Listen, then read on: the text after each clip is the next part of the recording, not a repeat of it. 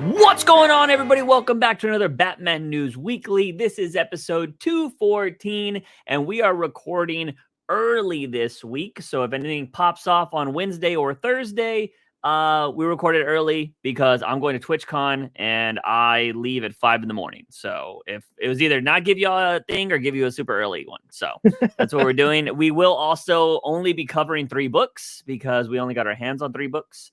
So we won't be covering Nightwing this time. Actually, and Harley Quinn. And what else are we missing? Missing another book. There might be one other one. I can't remember it off the top of my head. Yeah. But we'll be covering those next week either way. So when we get our hands on them, it's just everything's in a crunch right now. So we're gonna do what we can. But it also seems like this is gonna be a comic book heavy news episode. Because there's not really much going on, or nothing's happened since the last podcast, except for a bunch of rumors that Clay is going to bring up right now that, again, grain of salt type of stuff. So, yeah, this comes from the Hot Mic podcast with John Roca. Pretty big name in YouTube and Scoops and all of that. I forgot the other guy's name. I remember his last name is Snyder, SNIEDER or something like that. But they do have good resources in Hollywood. Their scoops are usually about anywhere from 75 to 90% correct. So I would still take it as a grain of salt. We all know that James Gunn has said as soon as the writer's strike, or as soon as the actor strike is over, he's going to be announcing a lot of things. And he's also said if it doesn't come from him, it's probably bullshit. So again, take it with a grain of salt. But of course, we've heard all of these rumors about Jason Momoa. We've heard all the bad things from Aquaman Lost Kingdom. How did they connect and whatnot? Well, the Hot Mic podcast has said that that Jason Momoa has already signed a contract to appear as Lobo in the DCU, and that it probably won't be announced until February or March. Of course, nothing can be announced until the actor strike is over, which, as of right now, studios have legitimately cut all ties to negotiations. They've just stopped because they are really fighting hard to be able to use AI for actors. Yeah, which is well, and also they don't want to give the 2% of the streaming service rights. Yeah. So, which I think is ridiculous because it's like 57 cents per subscriber. Yeah. Which Netflix is what, like $15 now or something now? Well, they're raising all the prices. Disney is just now raising their prices next month. Netflix has announced that they are raising their prices, and they are adding the tag of, due to all the strikes. So they're wanting, like, the general public to blame writers and actors for the new prices, but they're not even sharing those new prices with the writers or actors. You know? So I think that's so stupid. I wonder, like, I don't know. I'm curious about, because that's a different breed of person, right? Like, those people are making bajillions of dollars, so they don't give a shit about the little guy. So do they just think all customers are dumb? Like, what is that business model? Because, like, have you ever seen, like, remember when Apple was, like, top of the game where everybody was, like, fucking fighting for iPhones because they wanted the next one? You know what I mean? Dude. Like, when Steve Jobs was still alive, like, people just loved Apple. Like, Apple could do no wrong. And, like, now they seem very generic. They're just reprinting the same phone. I mean, I haven't even got the same. I've had the 11 since it came out. You know, what are they on, 15 now? I've had 12 for quite some time now. Yeah. Like, I think this was the phone I had when I left my job. So it's been years. And so, like, but I remember people being, like, fucking going to bat for Apple because Apple was kind of chill, you know? And I feel like if you're a company, I'd rather have those rabid fans that just love you instead of, like, oh, I think y'all are fucking dumb. Y'all are dumb. Now, granted, Apple probably thinks the same thing. But at least Apple, I used to always use this analogy. I always used to hear people say that Taylor Swift was a bitch. Like, they're like, oh, I hear she's terrible. I'm like, if she is a terrible person, she plays it very well that she's not. Like she Oscar award. She's out here giving gifts to her fans, like secretly on Instagram. She's flying people out. She's doing secret shows, whatever the hell. Like she is the greatest like actress ever then. Because like if she's really a terrible person, I'd rather have a terrible person that's doing stuff like that than just a terrible person. You know what I mean? For real. Yeah. So like WB, all these other places, I'm telling you, I wish one of these studios would just grow some balls and be like, fuck all them, we agree. And then just be like, oh, actors, we got these movie ideas. Oh, you want us to produce your movies? Come over here. You know what I mean? Because like that's That all would it be takes. wild just to see what comes of that. Like who jumps ship as far as like directors and stuff just Yeah. to make movies. That would be wild. Imagine like if I'm Netflix, like you used to be the anti-studio people. Like people, Netflix was just dropping bangers all the time. Orange is the New Black, Stranger Things, fucking. What is the other one that was really pop? House of Cards, you know, House of Cards. That was the Kevin Spacey one, right? Yeah. Yeah, Before like, it was before all of that became like revealed and whatnot. Yeah, and like they would just drop banger after banger. And like I feel like Netflix, a lot of people have been hating Netflix a lot lately. But dude, can you imagine if they came out and they're like, you know what? They actors and stuff are what made us these great movies that we host or whatever. We're gonna go ahead and be the first studio to agree to this. Now, granted, I wonder if that would piss off all the people they have licenses with, and they'll be like, "Fuck you, we're not renewing anything in the future." But honestly, that would then push them to make better content because one of the big things is that a lot of people haven't been liking the original content that they've been making. Yeah. So it pushes them and incentivizes them. Hey, we have to really buckle down and make it worth it because we don't have all these other people to kind of carry us anymore. Yeah. And they have like an ad-free or an ad model right now. So they're making money through advertising. Yeah, dude, I would nut up and just be the first studio to do it. I still think Sony should be the first one, you know, and just be like, fuck all of y'all, and then just do that. But I don't know, man. Nobody's gonna do it. Like the one thing is rich people they have the luxury to put their feet in the sand, you know, and just hold down. But you know, respect to the actors for not just giving in, especially after the screenwriters have done this. So it looks like the screenwriters are like, oh yeah, we're gonna make all this good shows, but the actors are like, nobody gonna see them. Nobody ain't gonna see any of your shit until we get our stuff. So kind of wild. But the Momoa thing is just so weird because we did see that one video, right, from when he was leaving WB Studios, and he's like, yeah, like, you know, good things are gonna be coming, you know, yada yada. And then literally right after that, he had interviews because like everybody's like, oh, he's done being Aquaman. He's going to be Lobo. Because that's right when everything was popping off. And somebody interviewed him. They're like, so are you going to not be Aquaman, like in Aquaman 3 or something like that? He's like, nobody else is going to be Aquaman. Like, I am Aquaman. And so everybody's like, is he going to be both? Are they going to CGI Lobo and he's going to be the voice? Like, you know, but then Gunn was like, nobody's going to repeat roles. And then it's like, what the fuck's happening here?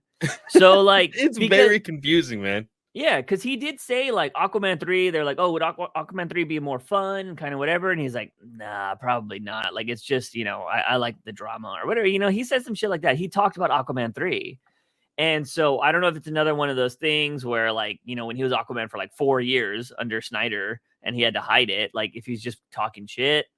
Well, I think it might be the same case of like, what the hell's going on with Wonder Woman? You know, it's like, hey, if no one from the Justice League is coming back, then that means Gal isn't coming back and there's no Wonder Woman 3.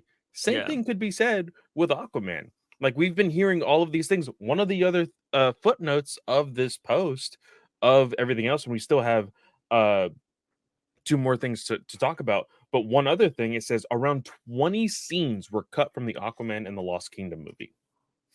Damn. All Amber Heard scenes. Like people would assume so, but like, holy crap, that's probably a good chunk of movie. Yeah, I don't know, man. That's like really, really weird. But I mean, we kind of all expected him to be Lobo. He's like a big Lobo fanatic or something like that. So it's probably like his dream role. But also, a lot of people are assuming that Lobo might actually be in the Superman Legacy movie. I could see that, you know, bring in the intergalactic kind of, you know, thing in there. Because, like, that's the one thing I haven't seen all the Superman movies. I wouldn't know. But does he go to space at all? Like, In the besides live flying action around the movies? world? No. In the live action movies, no. Yeah. In the animated movies, yeah, all the Yeah. fucking time. Like, and Gunn even said that Superman is going to be a space opera type of, like, we're going to see more than just Metropolis. We're going to see more than just Earth, which is, I think, something that's very important because in comics, whenever it comes to Superman, he is known as a protector, not just of Earth, but like of the entire freaking universe. Like, people know him whenever he drops down on a planet, you know? Yeah. Which I think is really, really cool. And most recently, when they tried to do a new universe with the animated films, which hasn't been hitting off as well as some people, one of the first ones, or the first one, was Superman. And the first, like, mini villain in that movie was Lobo. He showed up to because he's a bounty hunter. He's like, oh, there's a Kryptonian. Like, I want to collect that, and, you know, whatever. And there was a little fight. I think that would be really, really cool and really fun. Just to kind of showcase, if it is Momoa as Lobo for a short amount of time in this movie, and just be like, oh man, I can't wait to see him again. Yeah. And like, even because Gunn has also said he's taken inspiration from Justice League the animated show back from the 90s and 2000s. Lobo, for a very short amount of time, was recruited to the Justice League because Superman was missing. So if there's a moment in time in this new DC universe where they're forced to be like, oh shit, we have to work with this guy, and he's on the Justice League for a little while, but Jason Momoa gets to do things that he wasn't able to do as Aquaman, I think that would be really fun. Yeah. My thing is he gonna play Lobo or is he gonna play Jason Momoa? You know what I mean? Because I mean, they're one and the same, to be completely honest. I highly recommend Juice, because I don't know how much you have seen of it. Watch Lobo's episodes of Superman the Animated Series. Is that where he's flying around on the bike and stuff? Yeah. I've seen those. Yeah. They're great. And it is very much like, if you just make him a little bit louder, that's Jason Momoa right there. So it'll be very interesting to see. But it would not surprise me if he's in that movie. But yeah, I mean, again, what do you do if by off chance, I don't expect this to happen, the second movie makes a shitload of money? I don't know, man. You know what I don't mean? know what they do. Like, that would be fucking hilarious for them to be like, oh shit. Like, if you were to make another $1 billion, you have to make a third one. You just have to. Yeah. And then Gunn's like, fuck. You know what I mean? So yeah, I don't know what'll happen there. I don't expect it to even sniff $1 billion. I don't even expect it to hit 500 million, to be honest. I think it was we found out that the theatrical run of Blue Beetle didn't even reach Shazam 2, unfortunately. Yeah, that doesn't shock me. I mean, it's a new character. People were shitting on the movie before it even came out. Shows that the the Cobra Kai audience ain't that powerful. Yeah. You know, they're only able to get a show to go to another site, but not make a movie star out of somebody. Yeah, I don't know, man. I just think I've said it. It's a broken record at this point. I think just the way Gunn handled it originally, and kind of just didn't talk about it throughout the whole time is fucked everything, because everybody's like, so these don't matter. You know what I mean? Yeah. Maybe you just wait. You should have just waited till these movies were out. So, and just been like, hey, we're working at it. When we have time, we'll announce something. You know, and just wait it for the whole year.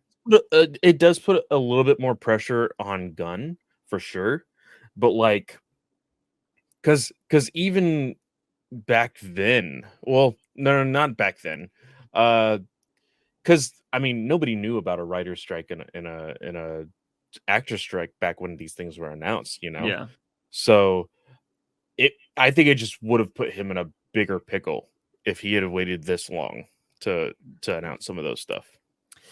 Yeah, but it also just, I mean, I guess it's a lose-lose either way. But I mean, these movies got ultra fucked. Yeah. So, it is what it is. So it just sucks because Blue Beetle, I thought was actually a good film, and people didn't see it. And it sucks that everybody sees them on HBO Max and they're like, oh, these were actually legit. Like, yeah, no shit. You should have saw them in theaters. But I don't know. We'll see what happens. Anyways, going on from that, was there anything else in that article? Yeah. So the next one says John Roca says that WB liked the idea of Channing Tatum as Hal Jordan, Green Lantern. Ew. That's the exact reaction you gave in the Discord. Yeah. I don't know how I feel about this because Channing Tatum is rumored to be appearing in Deadpool 3 as his long lost role of Gambit. Yeah. This man has been reaching for a superhero role for a very long time. I think he thought he had a franchise going for him when G.I. Joe first came out back in 2008, 2011, something like that. And that went to shit. But nobody liked that first movie, unfortunately. And then he was killed off screen for the second movie. And 21 Jump Street had a good running for those two movies. Stop there. This guy needs something to bring his name back because he has become the cameo guy in a lot of movies recently. Yeah. I forgot that he was in Hateful Eight. Oh, which yeah. was random. Well, 21 Jump Street, they fucked themselves because at the end of the movie, they showed all the next movies as gags. So I was like, you just fucked yourself. Like, yeah. So they probably knew that they weren't going to make another one. Yeah. But like, yeah, they showed all of them. Yeah, Channing Tatum has never been the greatest actor. I mean, he had Magic Mike. Ladies loved him there. So, Hal Jordan though, no, I just don't. That would be terrible. He also doesn't have the hair for it. It's so odd of all the actors because the biggest rumor way back when was Tom Cruise's Hal Jordan, and it being a Lethal Weapon veteran and newbie Green Lantern team with Hal Jordan and Jon Stewart. Like that was the biggest rumor back in the day, and it's still a really fun concept with all the stuff that's been happening with freaking Top Gun. Like that would even elevate it even more. Like people would be like, oh, he's playing another pilot. This is going to be awesome. He gets to go into space. I mean, Tom Cruise would probably want to be like, hey, can we actually film some stuff in space? That might be a little crazy, but I still think they should go for that. Yeah. Yeah, it'd be wild. I just don't. Tom Cruise would be nuts if they were to get him. I just don't. I don't know. Channing Tatum doesn't scream Hal Jordan to me. I mean, he can play the douchey kind of guy, but he doesn't have the look of Hal Jordan, in my opinion. You know who would have been a great Hal Jordan? I think had he not been in. People say he's a cannibal. Armie Hammer. So. He's tall, blue-eyed. He's got hair. He's got the look. I mean, he was gonna be Batman. So, but I think he would have been a solid Hal Jordan. He's great via him and Cavill in what was that one movie called? The something. Oh my god. It was a spy film, but it was him and Henry Cavill. That's why I always thought he would have been a good Batman because I'm like, oh, they work well together on that movie. So. I don't know. I thought he would have been good, but he kind of fell off the face of the earth after all his allegations. But yeah, so I don't know. Channing Tatum, that is just not something I would go for personally. But we'll see. We'll see. I feel like James Gunn's also one of those people that can take the most random actor and make him awesome. You know what I mean? Yeah. I mean, look at what he did with Dwight in Super. Yeah, that's true. Yeah. So pretty crazy stuff. And then the last one on this list says, according to Snyder, which is the other Scooper host on that podcast, says there is a possibility that Kurt Russell is going to be in Superman Legacy, and a lot of people are saying that he will be Jor-El will Yeah. be Superman's father. And a lot I love, because this is Reddit, there's a lot of people commenting on here. And people are like, uh my only problem is that Kurt Russell is 72 and he is supposed to be sending his newborn child to Earth.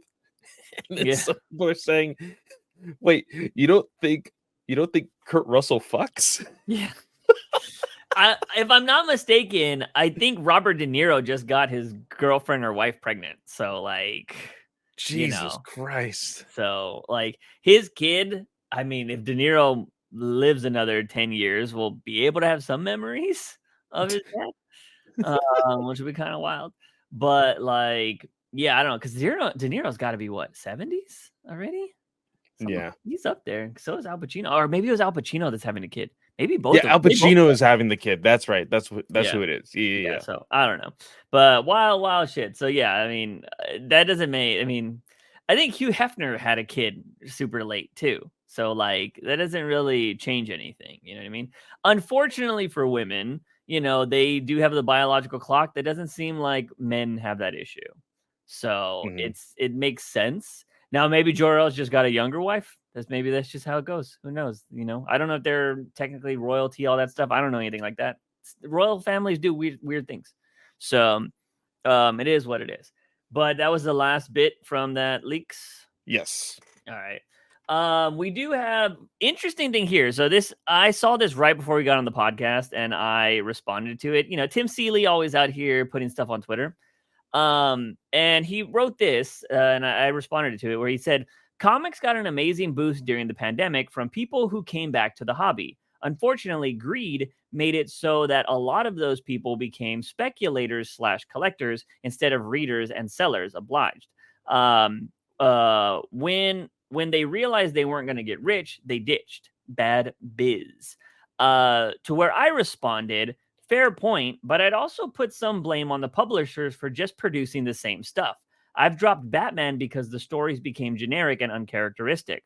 Also, instead of printing older Batman books, they just print Killing Joke and Hush for the millionth time. He did actually respond pretty quickly. And he said, sure, but counterpoint, if you've been reading Batman for years, that's bound to happen. There are only so many plots, and you'll eventually notice that. It's better to enjoy other comics, perhaps more geared to your taste. Try Local Man. I'm assuming that's his new book or something like that. Yeah. Here's my issue with that. And I don't know if it's because Seeley is in the business. I just don't think that, first of all, my interests are Batman, Seeley. I'm trying to read the one thing that's super geared towards my interest, and the publishers are putting out the bad stuff. Unless you want to blame it on the writers. Then the writers are putting out the bad stuff. But I often blame the people that give the people positions. You know what I mean? Because, you have the right to take that away from them at any time.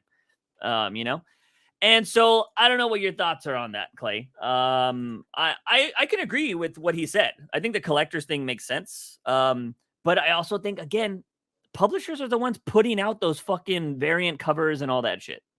Yeah, and the thing is, the collector slash buyback kind of people, this has been happening since the 90s. It's not a new concept that Seeley is like, oh crap, like the pandemic kind of created this new thing. No, it's been like this since the 90s. And the publishers made it that way. When they emphasized their new branding type to be like, okay, let's bring in new characters, let's bring in first appearances, that's what people like. And then when it's the same thing when it comes to, because we've been seeing it in video games, we've been seeing it in a lot of different things, but trading cards has become a huge, like Pokemon, insane the lengths that Target has gone through to be like, no, people are only going to buy one of these or they're not going to buy any of these. It's just like, holy shit, they're only Pokemon cards. Chill the fuck out. Yeah. But this is not a new concept. When I was working at the comic shop, this was something that unfortunately even comic book shops take part in. They look at, okay, first appearances. Okay, we're only going to be selling, we have 100 copies, we're only going to be selling 50, so we can sell the other 50 online at a higher price. Yeah. This is what, like, these people, everybody's just trying to make a bigger buck. That's all people want to do. Like, you're going to get it everywhere. And it soured me on collecting a lot, because if even comic book shops were in on it and not allowing me to buy a book just because I want to read it, I don't want to sell it. I want to own it so I can read it. And like, if I can't buy it at the normal price that DC Comics wants me to buy it at, then I'm not going to buy it at all. Like, that's why I went digital, because the prices won't bounce around. If anything, they'll only get lower. So the one thing I do think comic shops are also a problem. I did notice that the comic shop I would go to, I mean, I don't go there anymore because I don't buy, floppies, but I would say it was like a 2 to 3 week, after the book came out, it got bagged and board, and it was like $7. I'm like, how? Yeah. Like, fucking, so you sell the your way bagged they and did boards it for a quarter. Like, the way they did it at the shop that you used to work at, or used to go to, because I used to work at it, it would be the new week shelf, then the week before shelf, and then after it goes to the week before shelf, so exactly 2 weeks, it would be bagged and board, and then you would pay, of course, the cover price on the comic, and you would pay $2 on the board and 50 cents on the bag. Insane. And I fell for it a lot of times because I wanted to complete a collection or something, right? Yeah. So, like, I A fucking missed bag last and week. board, Bam. when you look at them separately in pricing, the bags and boards are like freaking 15 cents. Yeah. Each. Which is wild, because they offer you them if you're buying them at the register, and they're like a quarter each. Yeah. And it's crazy that they're like, oh yeah, well, 2 weeks later they're $2.50, and I'm like, see, that's how you're fucking over the comic book reader. Like, that's the one thing I understand. Seeley's in the business, so you got to talk decent about the business. Yeah. But it's one of those things where you get to a certain point in life, if you have become a creator or you have become like rich or whatever, you stop forgetting what the normal person has to deal with. And you don't see it from that point of view anymore because you haven't lived that way in a long time. And I feel like a lot of these comic writers don't understand that. And they don't, because here's the thing. I don't think a lot of fucking comic book writers actually go to local comic book stores. I said it. I don't think they do. I think they fucking buy their shit online, or they get all the comps from their friends and all this shit. So they're not really going to comic book stores all the time, because they probably also get mobbed, to be honest. If people know them. Granted, they go do readings and all that shit, but I would say a majority of comic book writers don't go buy comics like the normal reader does. Yeah. So, because I think if they are out of town, like out of their hometown, I think they go visit comic shops. I can see that. So that way they're less noticeable. Yeah. But yeah, I definitely think that they're not going every Wednesday or every other Wednesday and whatnot. Yeah. Because like I follow a lot of these creators. And they used to. I don't see it as much anymore, because I think they were kind of getting crap for it. They get shipped boxes. Yeah. And I'm not talking about like a small little box that holds like one graphic novel. I'm talking about a giant Walmart shipping box. Yeah. Full of the volume of the book that they just finished. Yeah. Or they get maybe a little bit smaller box of the singles of the weekly books that come out every single week. They get those. Yeah. Before anybody else. Yeah. So that way, like, they're reading their other like coworkers stuff.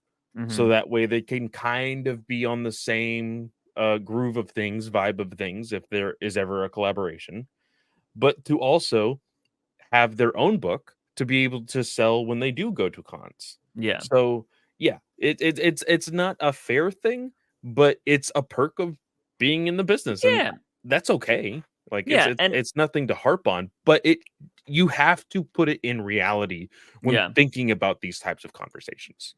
Yeah, and I think that's just something they don't agree. I don't think it is just greed. It's greed from the comic book shops. It's greed from your publisher. It's not just the purchaser. Like, Yeah. I think, and it's unfortunately because that's kind of how, hey, that's kind of what they're going after the actors for right now.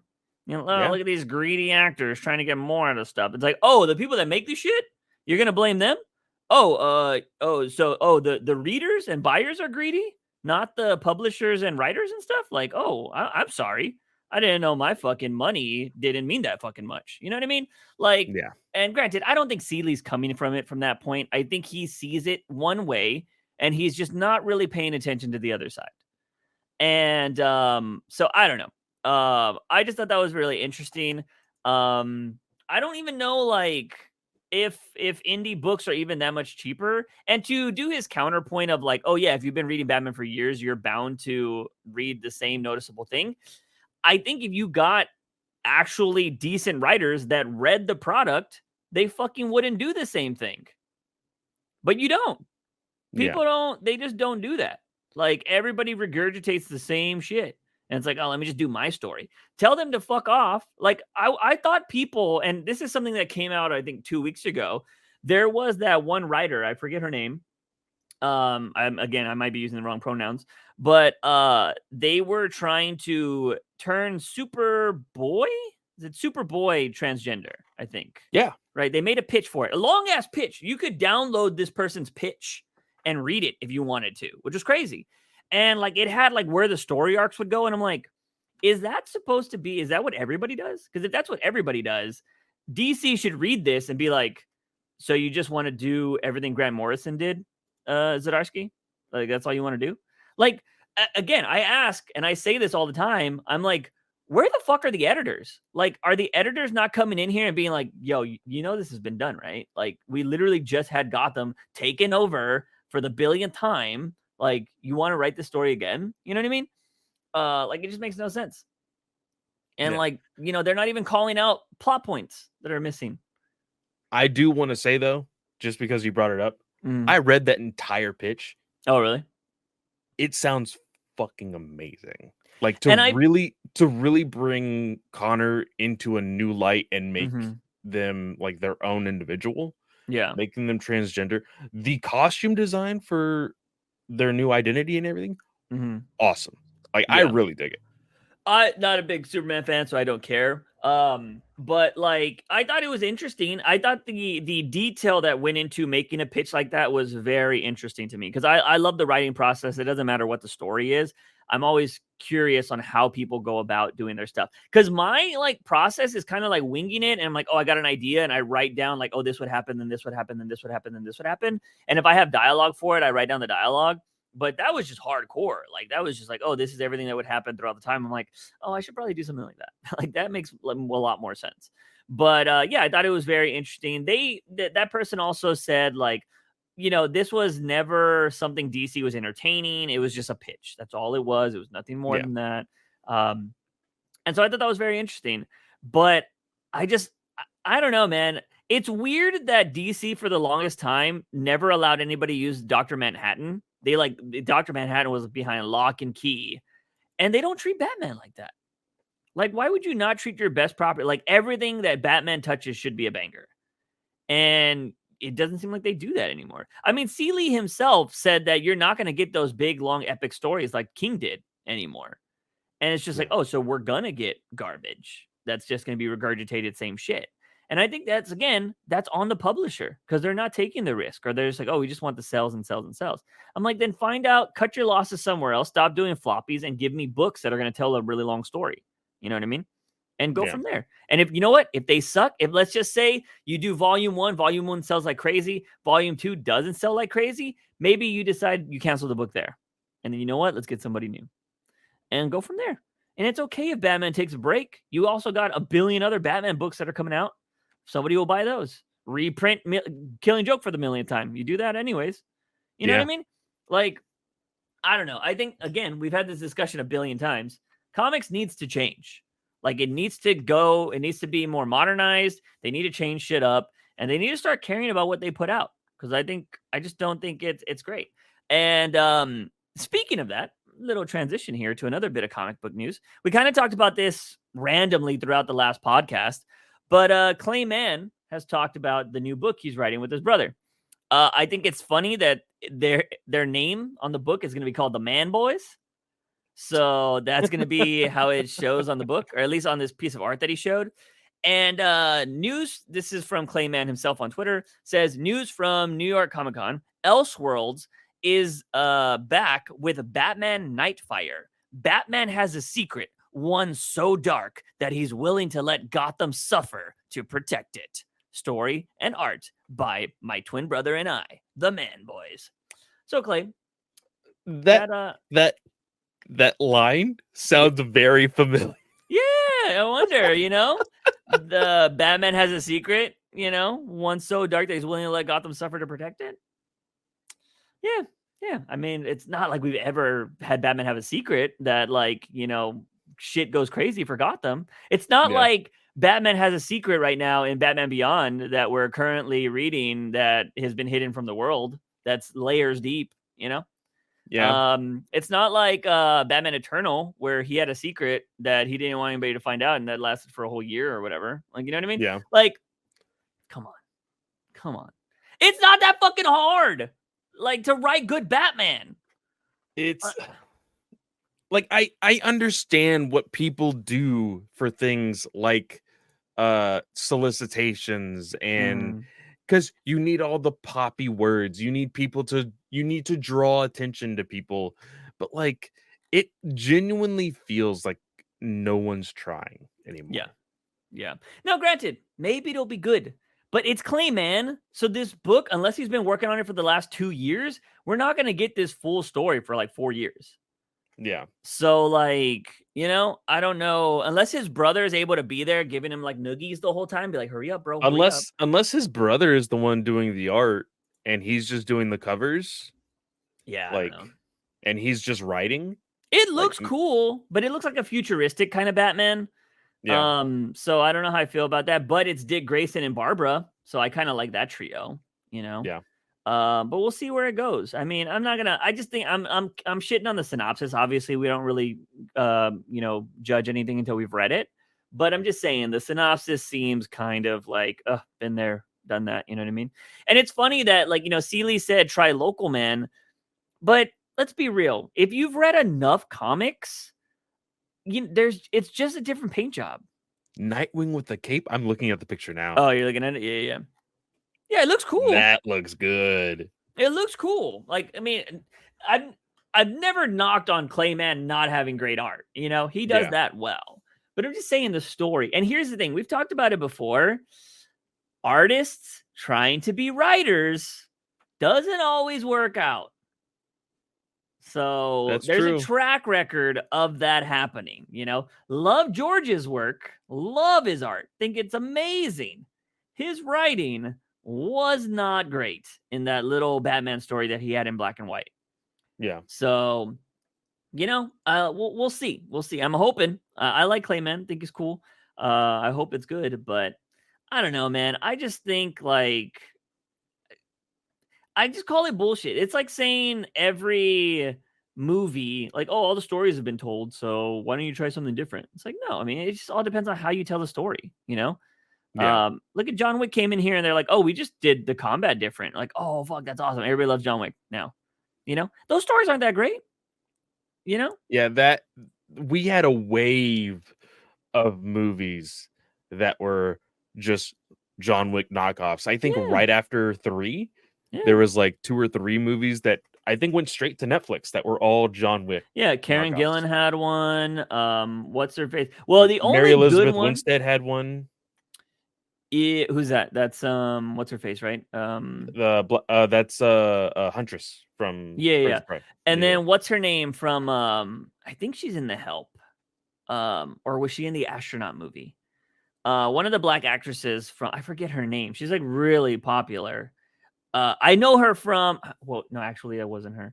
This is a different girl. But there was, I forget her name, but she also had like a John Wick type of movie too, and that just kind of went nowhere. Oh, I think I saw like one trailer for that. Yeah. There was that. The only good John Wick like similar type movie was Atomic Blonde. That Yeah. was the only good one. Atomic Blonde was badass because that was also Zeta Jones. Was that Zeta Jones or what's her face? That's in Fast and Furious. Yeah, it was yeah, Fast and Yeah. Furious. Yeah. Oh my god. Charlize Theron. That's it. That's who. Yeah. So yeah, I don't know. But yeah, it's funny like to hear like, oh, you should try something else that's more in your interest. I'm like, that doesn't mean that they're good though. Like, you know? I don't know, man. I think maybe I'm a little biased because I have confidence in my Batman stories, but you know, I have confidence in my writing. You know what I mean? And so, like, maybe I'm just like, I want to see something good. Like, I want to. We've read because here's the thing. Again, Beyond is great right now. I love Beyond.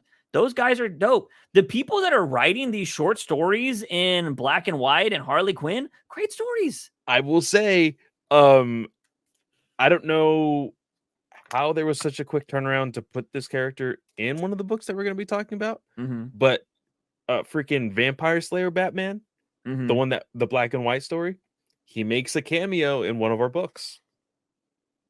I'm assuming that's World's Finest because I didn't catch that. Okay. Yeah. When Flash is going through. Oh, okay. Got you. Yeah. Yeah. I don't know, man. So like, I don't know. I find it interesting to see the perspective from the writers and stuff like that. But I think there's just more to this whole comic debate than like, oh, readers are greedy. You know what I mean? Because like, to talk about this from experience, as a YouTuber, I could easily be like, well, people just don't take the time to watch videos anymore. It's like, well, maybe you're not entertaining them enough. And I have to eat that. I'm like, oh, you know what? Maybe my videos just weren't good enough. You know, maybe that's why they didn't hold people's attention or didn't get new viewers or anything like that because it just didn't fit with everybody. And that's fine. Yeah. You know, and that's something I've admit. I'm like, all right, I'll be different and we'll try something new. That's all you can do.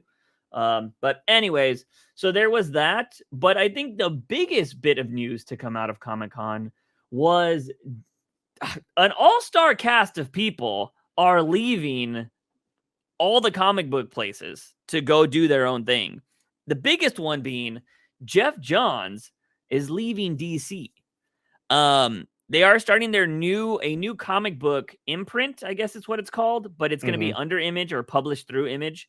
It is called Ghost Machine, and it is Johns, Meltzer, Frank, Hitch, and more form new creative-owned company, Ghost Machine. And I think some of these books are already out, right? But they're going to combine into a universe. Yes. So, the really big noticeable ones, of course, like you said, Johns and Fabic. We had seen that they had made a while ago a indie title, and I believe you had read either the first 2 issues or the first issue. I can't remember. We were receiving a lot of the indie books as well at that time, and No, I read Snyder's and Jason Tynan's at the time. Okay. They're Well, so these are already printed. They're gonna, like you said, making a new universe. But Brad Meltzer is another big name. Meltzer has not been in the comic scene for quite some time. You should recognize Meltzer's name because he was the one that made Identity Crisis. Oh. Yeah, he has been making children's books for a very long time. God, and that's a big jump. They were making big waves. He's done a lot of signings for those children's books, and I see them all the time when I go to Barnes and Nobles. They're right there front and center in the kids section. So him coming back to comics is a really big deal. Of course, you have Johns' right hand man being Fabic being on his team as well.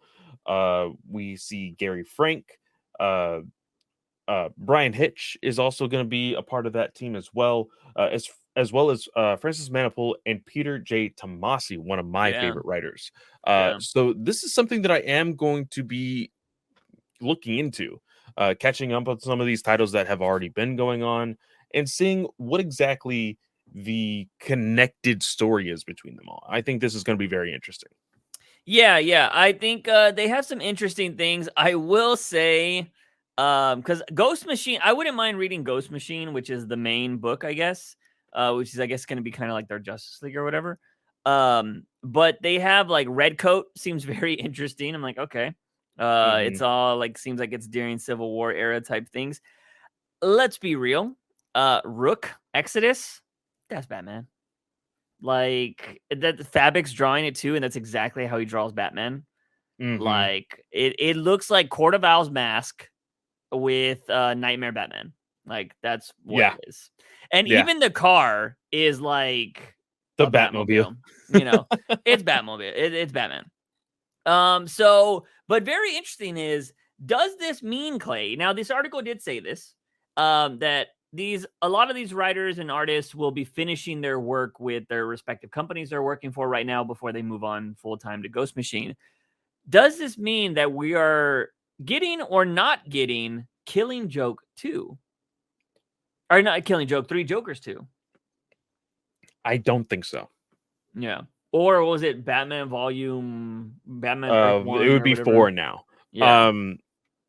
I don't think that we are getting 3 Jokers 2 because look what happened with Doomsday Clock. Yeah. It took what was supposed to be a year event to 2.5, almost 3 years to finish that book. JOHNS has not been on the scene at all since then. Yeah. He's done maybe one mini series with what's her name? Oh shoot, the girl with the staff. I can't remember her name off the top of my head. His creation. Oh, Stargirl. Stargirl. Yeah. It was a mini series, 6 issues, mini series that took over a year to finish. Yeah. We had JSA. JSA has been very far and in between. You know, I think like at this point, I would say, why even bother to try and push a Elseworld story that, like, Juice says this a lot when it comes to content online, and I think it's just overall within the Batman fandom. Joker is a cheat code. It's a money maker. It's a money printer.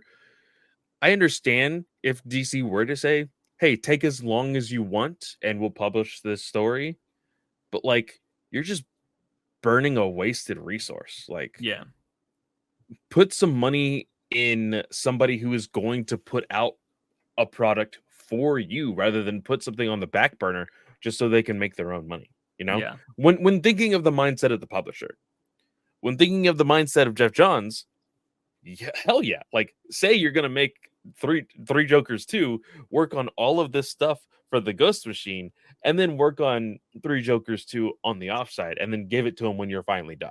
You know, because it's not like you're really on a set schedule with 3 Jokers 2. It's like I said, it's an Elseworld story, so it's not something that you necessarily have to read between now and like the beginning of 2024. You know, so it's. Do you think it is an Elseworld story? I mean, because didn't we agree that it was an Elseworld story, or were there actual in continuity elements in that story? I mean, this is branching off from his Justice League story, isn't it? True, that's true. You know, I thought there was something within the story that we were like, "Oh, this makes it an Elseworld," or were we just being like, I think we just didn't like the last 3 pages. And I've since read it again, and like I understand where he was coming from. I still don't like the 3 last pages, but I'm like, okay, I kind of get where he was coming from with it. So, but it's just I don't like when you solidify Joker's anything. So but yeah, I don't know. It's gonna be very interesting to see. Here's the thing. I will be fair, I am one of those comic book readers that doesn't jump to the indie stuff. I just don't. I give it an issue or 2, but I just can't see myself dropping all the money for it. You know what I mean? I have done that thing where I will buy in bulk when they have like a digital sell. Like, I don't know where it's at. Remember when we bought those USB drives of the full universe of Valiant? Yeah. I don't know where the fuck that's at, but I have It's every somewhere book. here. Like I know it's somewhere in these drawers right next to I me. have no idea where my fucking USB drive is. I never even opened it. I got the package and I was like, oh, cool. And I never did anything with it. I also bought all of the Ed Brubaker books when he had that sale. Yeah. And I have all of those like red, bang, kiss, kiss, bang, bang. What not? It's not kiss, kiss, bang, bang, but it's like something, something, bang, bang, or some shit. Yeah. I And have all of Criminal and all those. that stuff. Yeah. Haven't read any of them. They're on my iPad. But like, I just don't like it's, I will buy them in bulk. I'll support that way. I'm not buying weekly, like for indie stuff. It just can't. Like, it's just too much. So this I'll read. I mean, I'll check it out. I'll check out the first couple issues. But I'm a really big supporter of indie comics. Yeah. It was honestly, as much as I don't like the style in which they run their business, the comic shop that I used to work at, they're the ones that introduced me to indie comics. Yeah. And showing me what is out there other than just superheroes. And even the superheroes that are in indie comics are really, really fun. Yeah. Kyle Higgins is doing great things with his massive verse with Radiant Black and Rogue Sun and The Dead Lucky and No One. Like, all those books are awesome, and I think they're really trying to change the way people look at superheroes. Same thing with Power Rangers and things like that. Really, really fun stuff. So I will always be giving this a try. Just recently they announced a merged universe with Transformers and G.I. Joe. I'm still on the back burner with that, but it's on my list to read. I'm reading Teenage Mutant Ninja Turtles. Like, I'm reading a whole bunch of indie stuff. And they're really, really good. So I would recommend people at least try indie. But I would never say, hey, you need to go out and buy all of these titles, because it is a lot of money. It's fun. Does Image do they have a equivalent to DC Infinite or Marvel, whatever? Not right now. There is somebody working on one, and they've been giving periodic updates within the last year, but they have not necessarily given like much information on if it is going to be a monthly subscription service or if it's just a base like Comixology. Like, that's the thing that we're still trying to learn, because they're partnering with a whole bunch of different indie publishers. Yeah. But they just haven't said, hey, you can read all of these for just $9.99 a month. Or, hey, if you want digital comics, this is the place to come and buy them. Like, I still don't know that for sure yet. I'm curious on how that model would work. Because again, I think the reason in America, though, like, and maybe it's because of how you have to pay the people that run the site and all that kind of jazz. Maybe that's why it's so expensive. But I would love to know the numbers on Shonen Jump. You know what I mean? Because like, it's $2.99 is insane to get like to get what you get. You know what I mean? I've been reading so much on there, and I'm just like, yeah, give me an equivalent to that too. But it's also, again, I had DC Infinite, and I only really used it during the pandemic. You know what I mean? Or back when it was DC Universe or whatever. And I do think that, I don't know. I just used that to read all of Catwoman. And I don't know. I lately I've had to been in the mood to read comics. I think I'm actually really liking the shorter page counts, to be honest. Like 15 pages, like that's a good little thing. But I also think the thing with manga, though, that is different is, I don't know if I talked about this last time, is you don't have to, each chapter doesn't have to be a story within itself. It just needs to progress the overall story. Whereas comics are different, and they try to tell a story within the story. And sometimes I'm like, I just want one long story, man. Just keep progressing. You don't need to give me a story within a story. Like, I don't care. Like, I'm reading from point A to point B. But again, that's another one of those things, right? Like, the comics mindset is when somebody picks up the book, you need to make sure that they're going to want to buy that book again. Or if that's the only book they ever buy that you gave them the story, they kind of have that mindset. But I also just don't think people are going to walk into a comic shop and be like, let me pick up number 6. You know what I mean? Yeah. Like, I just feel like that doesn't happen that much unless it's got really cool art. Because I do think there's probably dads and moms that go in there and their kids like, I want this one. And they don't give a fuck. Like, they're like, he just wants the cover art. Yes, I mean, and some people recommend like just picking up what looks interesting and then reading from there. For people who have the mindset of collectors, it does kind of like annoy me to be like, you need to get 1 through 5 before you pick 6. Yeah. There's an actual story here.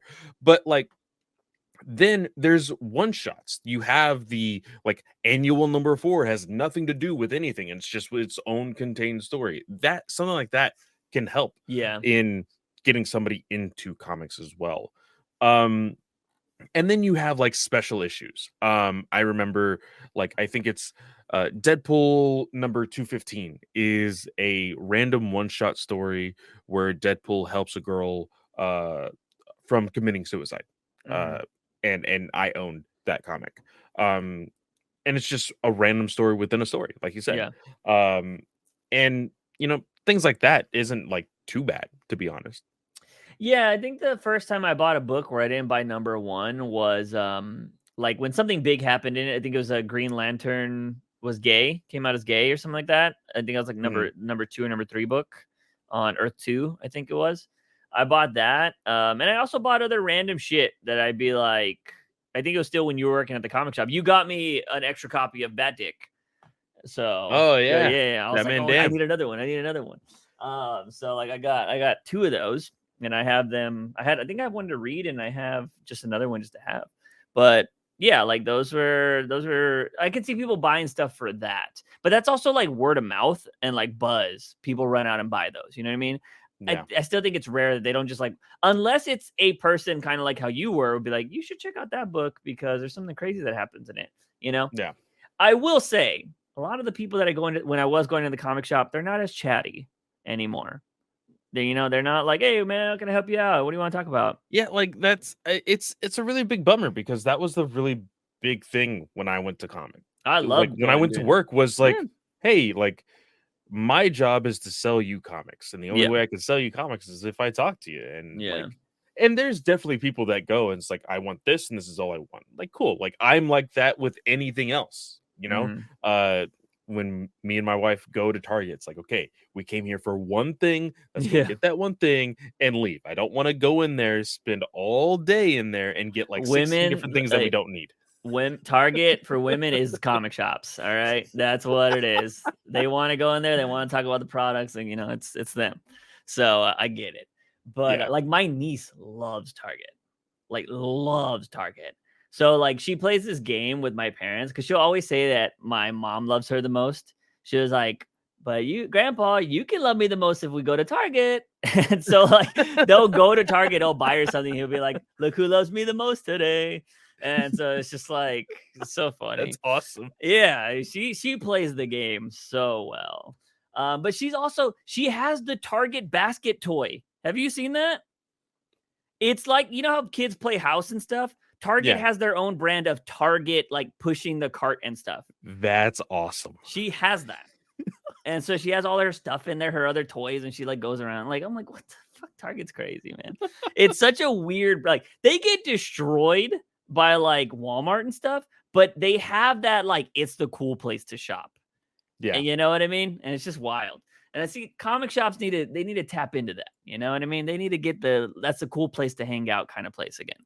But I don't know. My comic shop's leaving me. So I'm kind of just like, well, fuck it. They got huge place though. I've never been to the other location. So like, how big are we talking? Because the new spot is huge. I mean, the current spot is huge. The current spot is huge. So how much bigger? It's about 3 to 4 times bigger.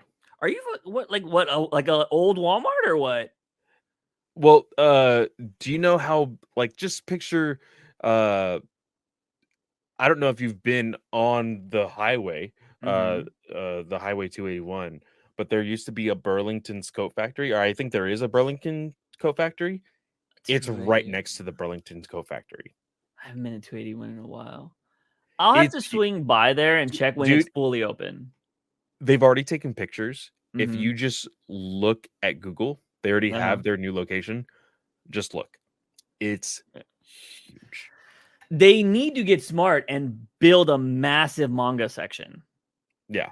Because if they have the space, just build a like they need to be bigger than Barnes and Noble. Oh yeah. Like Yeah. they need to go hard in the paint.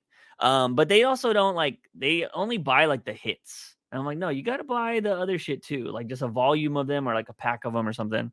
Like Yeah. give people options. But they're just so far from me now. I'm just like, ugh. It's way out of the way for sure. Yeah. Anyways, that's our comics idea. Every once in a while, we always dive into like how to improve comics and stuff like that. And it's always like manga, but like they both offer like great things. I just want comics to like, I don't know, man. It feels like they're not trying to change. You know what I mean? Whereas manga Sure. was like, this is the only thing keeping Japan alive. Like, we need to invest all our money into this, you know? So pretty crazy shit. But let's move on to viewer questions because I don't think there's anything else that we have. I don't believe so. Yeah, I think we talked about everything else. So yeah, viewer questions again. We're filming this kind of early, so we don't have that many. We didn't even check in Discord, but we got a couple here in YouTube. Moncray says, "Who's the most underrated waifu of the Batverse? Magpie, Ragdoll, Copperhead, Calendar Girl, Lady Shiva, Leslie Tompkins." So it's weird because Gotham fans will think Leslie Tompkins is a young woman. She is not. She is not in the comics. She is an older woman, like Alfred's age older. Yeah. So like, you know, but doesn't mean she can't be a waifu.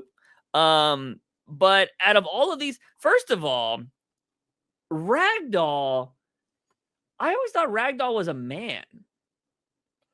Am I wrong in that? Let me double check. I thought Ragdoll was a man. I could be getting them confused. Because I do get there might be two. Oh, is there a female version? Because I know they gender swap every once in a while to refresh the characters, but I don't remember Ragdoll being a woman. So Ragdoll is a non-binary. Okay. Who both uses he or she pronouns interchangeably. Okay. All right. So yeah, Ragdoll. But if I'm not, Ragdoll's the one that wears the mask and can contort their body, right? Yep. Yeah. Okay. Copperhead, I believe, kind of dresses like a snake and stuff. I'm not gonna lie to you. Don't even know who the fuck Calendar Girl is. Can't say I've read a story. I'll show you real quick who Copperhead is. I think I know who Copperhead is. She dresses like a snake. Yes. Yeah. She was also in Arkham Origins. She was a villain in Arkham Origins as well. Yeah. Kind of wore this type of outfit. Mm-hmm. Yeah. To be honest, if I'm picking from here, I have to see some. Magpie is drawn very differently at times. Yes. Magpie can seem like she's old and sometimes look like she's like young and hot. So like she also got that crazy. Because here's the thing: there's that Beware the Batman show that's all computer generated. Magpie looks kind of hot there. But then you have like Magpie, how she was like in Gotham, and she looks like she belongs at the Chocolate Factory. So like, you know, it all kind of depends. But I think if I'm going out of any of these ladies, I'm probably going either Copperhead, if it's the one that you just showed me, where she's like in the leather kind of suit, or Lady Shiva. So you're making us choose between crazy and crazy here. Because I'm looking at Magpie from Gotham. I'm looking at Magpie from Batwoman. They're all like all over the for place. Me, like it's like vast in so many different things. I think the only place she's looked good, in my opinion, has probably been in maybe Tom Taylor's Suicide Squad, where she only lasted one issue and then she died. Oh, I don't even remember that one. But I think I'm gonna go with Copperhead as well. Yeah. I think out of waifus, Because here's the thing: the one thing I've noticed about Copperhead is they make her very well endowed in the chesticle region. So I feel like that's like always like the first thing people do for waifu stuff. They're like, "Oh, waifu." I'm like, well, bro, we don't even know about this character yet. She could be a bitch. Like, what? Waifu, sorry, best waifu. So I think that's kind of funny. But yeah, I'd either go Lady Shiva or Copperhead, to be honest. Because if it's not crazy, I also like assertive women too. So let's see. We got Alexis Barrera that says, what anime should you like to see Batman? Or would you like to see, or should wait? I'm assuming they should what you like probably yeah. Anyways, mine is One Punch Man, just to see Batman desperately looking for a contingency plan for Saitama. There's a meme for this already. And how Batman would win. And it's funny because if you know One Punch Man, you know Saitama doesn't want to fight somebody that he doesn't have to. Like he fights monsters. And all Batman would do is give Saitama money and he'd run away. Like, look it up. Look up Batman versus Saitama and the meme should pop up. And it's like, or how Batman would beat Saitama or some shit like that. Or how he would beat One Punch Man. And he would just give him money. And he runs away like all goofy. He's like, yeah. Because the one thing about Saitama is he's very simple-minded. Like he just wants to go catch the sale. And he's broke as hell. He lives in a place that's full of monsters because the rent's free. Yeah. Like, you know what I mean? Like he lives in a city that is full of monsters that's deserted. And he lives there because, oh yeah, I don't gotta pay anything. So, like, if Batman's just gonna flash him some money, he's like, I'm gone. You know what I mean? Like, the only thing, as long as Batman doesn't attack him, he's fine. He's not gonna get beat up. Yeah. So and Batman is an observer of stuff. So I think he would just pay him off. Like, that's kind of how it is. But yeah. And we've seen Batman use money to solve problems. Still thought it was really weird that he dropped. What did he drop? Like $99,000 in a paper bag when he stole that motorcycle in Killing Time. I'm like, you just had $99,000 in your bat belt. Like, what the fuck? Like, even if it was all hundreds, that's still stacks upon stacks upon stacks. Like, yeah. Batman really needs to travel to the DBZ universe and learn the Capsule Corp stuff. Or somebody needs to invent the Capsule Corp stuff in DC. Yeah. Like, it just needs to happen because you would think it's weird because I've never seen him use like a compression thing like that to where like it becomes bigger size, but apparently he created the flash ring in certain continuities nowadays. So like, why doesn't he have that ability to shoot stuff out? Like, you know, and make it bigger or whatever. Like, it makes no sense. Especially when he has at his disposal like magic for like going to somebody like Zatanna to like kind of learn these things, or technology like Kryptonian technology, alien technology. He has all of these different things. Why doesn't he do it? Yeah. It would be so simple. I think people would be like, oh, copying DBZ. I'm like, dude, they've been doing this in DC for a long time. Like, it's just Flash has had that ring forever, you know? But anyways, yeah, I think it would be funny for him to be in One Punch Man. And if I'm being honest, I'd have to go back and look, but there's probably a character in One Punch Man that they make fun of Batman, you know? I mean, to be honest, Batman's at the level of well, he's a little bit better, but like, he's like Moon Man Rider. You know what I mean? Like, Moon Man Rider just out there on his bike, like, but he doesn't back down. He doesn't back down. He always gets back up. But anyways, he's better than Moon Man. Batman would be a class A. Well, he actually might be S, to be honest.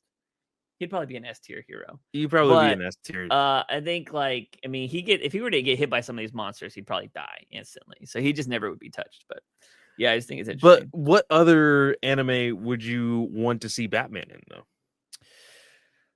Well, I don't know anime right away. I want to see him in Doctor Who so bad. I would love to see him in Doctor Who. But anime wise, I don't know. Oh, one thing we didn't talk about, they announced Dark Knights of Steel 2. So that's something that got announced, by the way.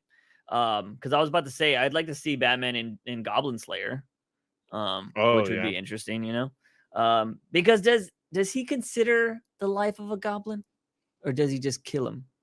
I think he would just kill them. Yeah, right.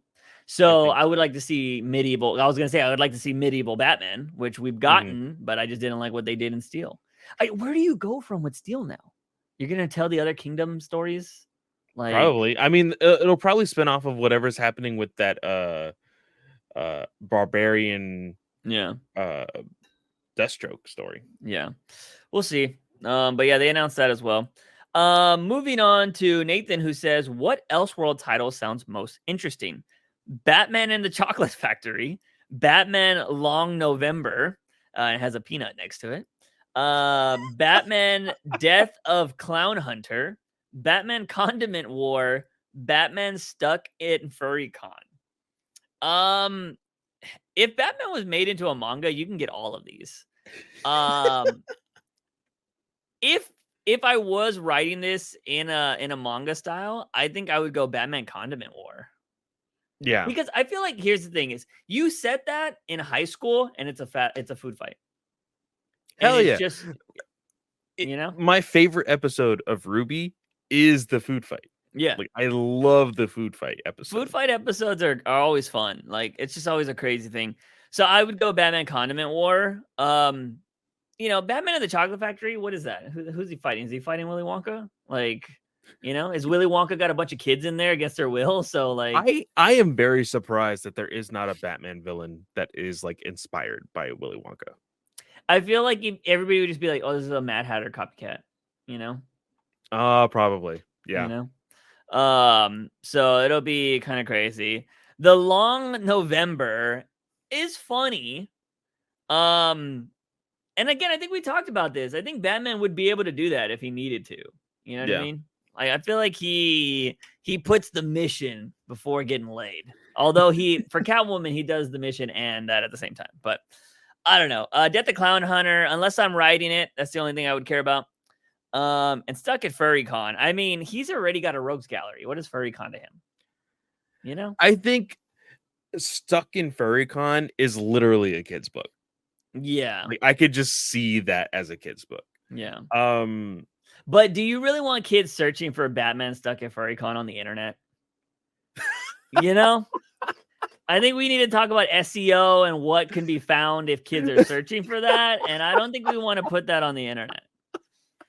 Because furries got money and they pay for the most degenerate shit.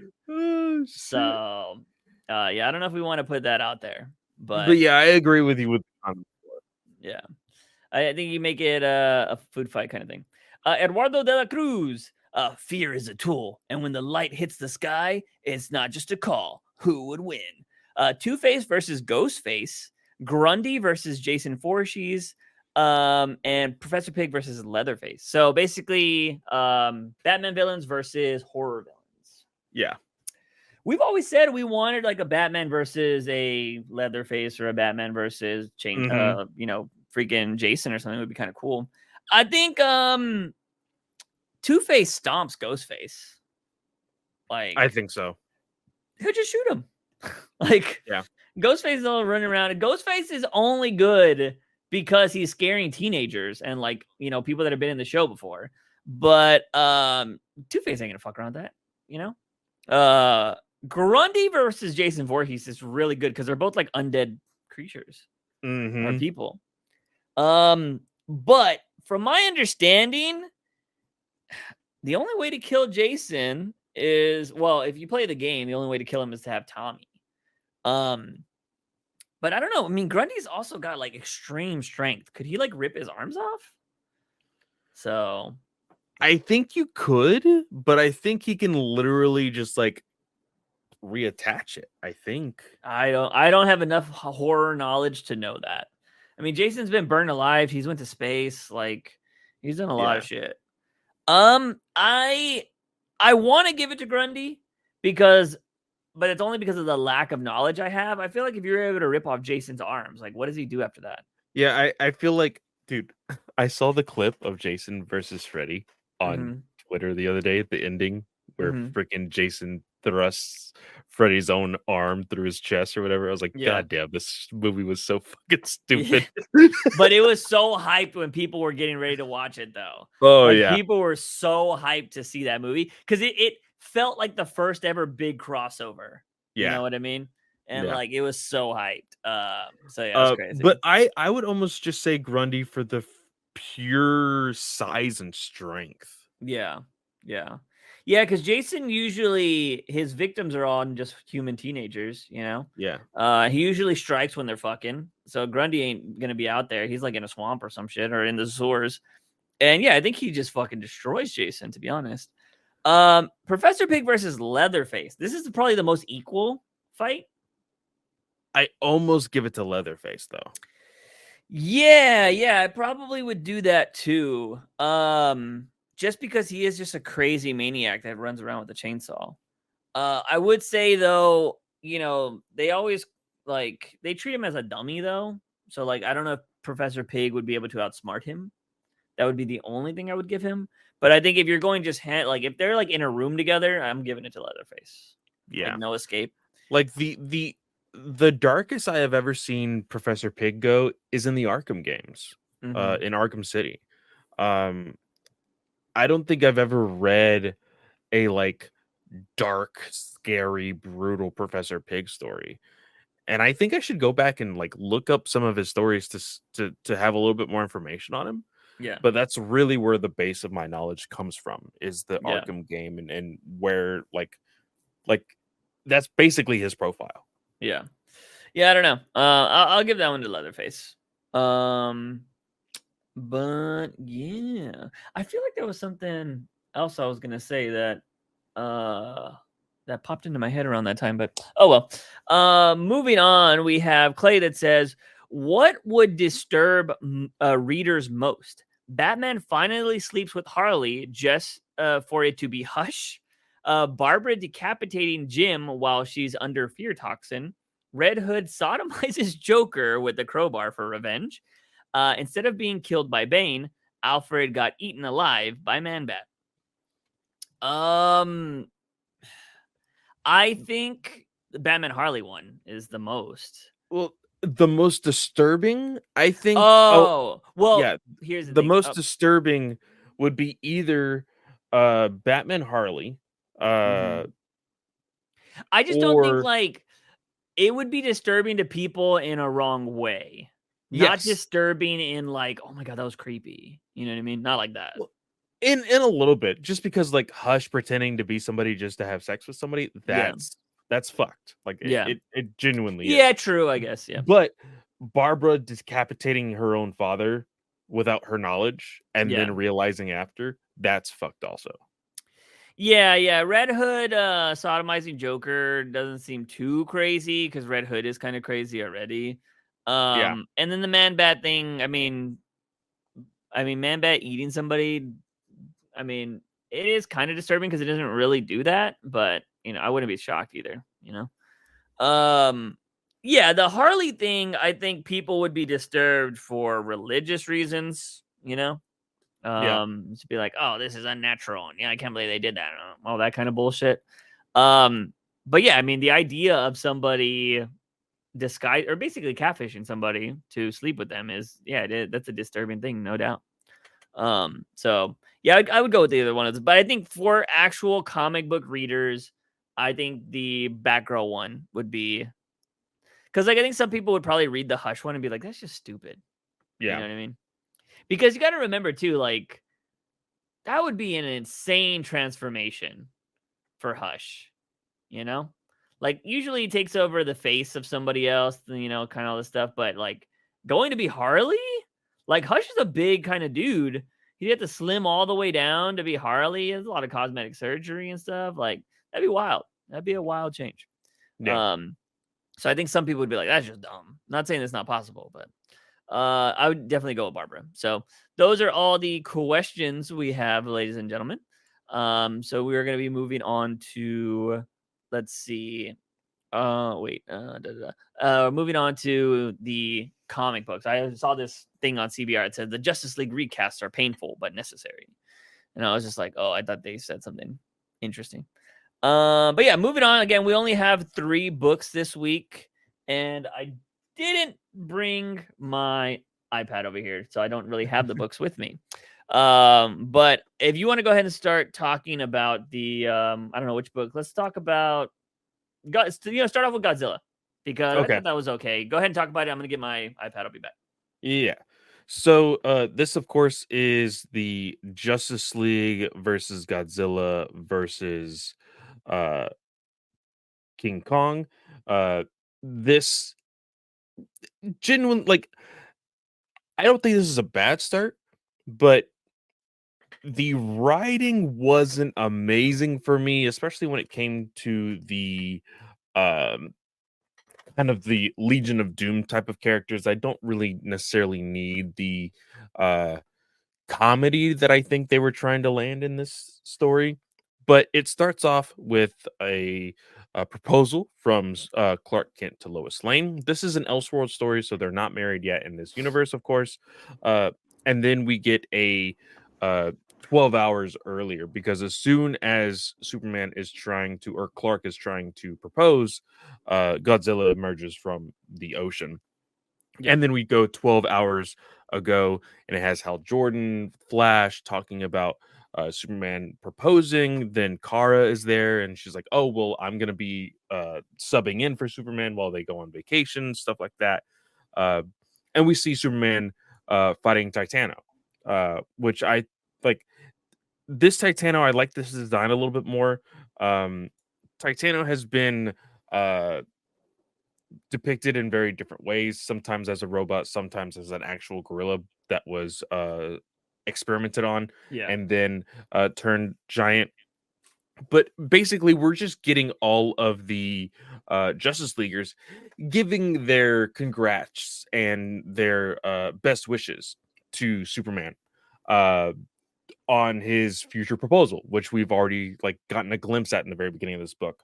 But like I said, we get to this moment with the Legion of Doom, and the dialogue here with these characters I didn't love, but I know what they're trying to do. They're trying to depict this team as not the brightest. Mm-hmm. And there's even a moment where they're like, "Oh, the only reason why the Justice League always wins is because they're friends and we're not." Yeah. Um, and even Cheetah's like, "That's fucking bullshit. That's stupid. We don't need to be super friends. We just need Mm-hmm. to think of a plan to kill them all." Um, and ultimately, Lex Luthor comes around and is like, "Yeah, I got a plan. Let's go execute this plan, and we'll get rid of the Justice League once and for all." Yeah. And it's a very basic plan. I feel like everybody's tried to do this at once, but the plan is to throw them into the Phantom Zone. Mm-hmm. We've seen the Phantom Zone at play a lot recently, especially with World's Finest just ending a story with the Phantom Zone. But we get them going to the Fortress of Solitude to grab the Phantom Zone projector where they have to take down Helix. They have to open the giant door, and like they have this giant rope where Giganta is like tied it around her waist, and then all of the other villains are pulling. I thought that was pretty funny because it's supposed to be a giant door that only Superman can open. Yeah. So using them all is a very good depiction of how like forceful you have to be to open that door. And then we get a scene with Clark and Bruce talking about the future proposal, and like even Superman or Clark is like, "You didn't really come down here to like joke about a loan on my ring. Like, why are you here?" Mm-hmm. And Bruce is giving the very usual for him, like, "Oh, having loved ones in our line of work is very dangerous, and like she could be used as bait and blah blah blah." And Superman's like, uh "Hello, I'm Superman. I can protect Yeah. you. You're good, Bruce. Like, thanks, but you're good." Mm-hmm. Um but we do get Toyman being very handsy and grabbing something from the fortress, setting off a silent alarm that only Superman can hear. And instead of him taking care of it himself, Supergirl and the Justice is like, "Hey, you take the night off. You're about to go propose. Let us deal with all of this. You're good." They fight the Legion of Doom, and Toyman, being the dumb idiot that he is, he's like, "Oh, I'm gonna throw a bomb at Hawkgirl and kill her." Well, she deflects it with her mace. It hits the projector and it explodes, sending all of the Legion of Doom members away, and they end up being on Skull Island. Yeah. But it's very weird because Skull Island is actually on a different Earth. From what I am gathering by the dialogue, they're on Mm-hmm. a different Earth here. Uh, so they all are making fun of Toyman and how big of an idiot he was to do what he did. And the item that he took from the Fortress of Solitude, I know this stone, but I can't remember the name of it. Mm-hmm. Basically, it's a wishing stone. Mm. In layman's terms, but I know it has a specific term in DC's continuity. And he basically wishes that all of these Titans, they see pictures and videos of all the Titans, one specifically of Godzilla. They Mm. actually see Kong in person, and Grodd's like, "Oh, it's an ape god. Oh Yeah, my yeah. god." He's trying to communicate with them. But Toyman wishes for all of these Titans to go back and get rid of the Justice League. And that is when we go back to where we were in the very beginning of the book with the proposal, and it ends with Superman flying towards Godzilla. And that's Yeah. how we end the book. It's a very quick read for 40 pages. But I think the only thing I had a problem with was the Legion dialogue. I think everything else really gives a lot of like character in the characters in here. Hal is very jokey, like, oh man, you're giving away all your freedom getting married, dude. Like, Yeah. don't do that. Barry is talking about how he wishes he could be married, of course, talking and thinking about Iris. Mm. Superman's like, you'll get there eventually. Wonder Woman being very, very loving with Superman, being like, you're the greatest person I know, you're one of my best friends, like, I'm so happy for you in doing this is probably one of the greatest things you could do.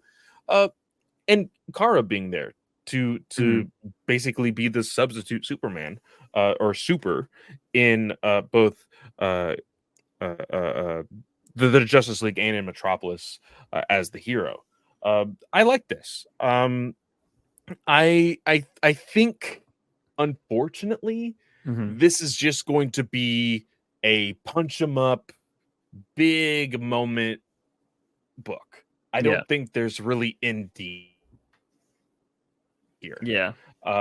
So I think, if anything, we're just gonna see some really bombastic moments, but not like, if you're like, oh, I can't wait to get like the drama and the really good writing, Mm-hmm. like, you shouldn't be reading this book for that type of stuff. Yeah, I mean, there's gonna be a mecha Batman fighting Godzilla at some point. At least that's what the Jim Lee cover showed. I mean, maybe we won't get that, but I want to learn how Batman has that somewhere. You know, where is that located? Like, is it under Gotham's like bay or something like that, and just comes out of nowhere? Like, I'll be very curious on that if it does happen. But because Batman's got to do something. He's not gonna. There's nothing he can do one on one. So he's got to have some kind of device.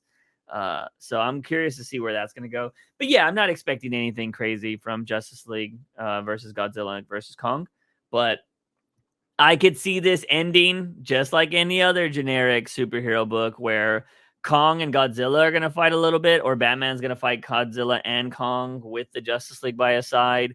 And then the Legion of Doom comes back and they're the ones saying they're controlling them. And then they're like, oh, so these are the bad guys. And then they all beat up them and that's it. Like, Yeah. and they send them back. Justice League sends them back to their home. Which would be kind of lame, but it is what it is. I kind of feel like that's going to be the story. So, because they're not going to keep them around, like there's just no way. Yeah. So, they're going to have to send them back. Superman's like, oh, I think I have something big enough to keep him in. Yeah, like.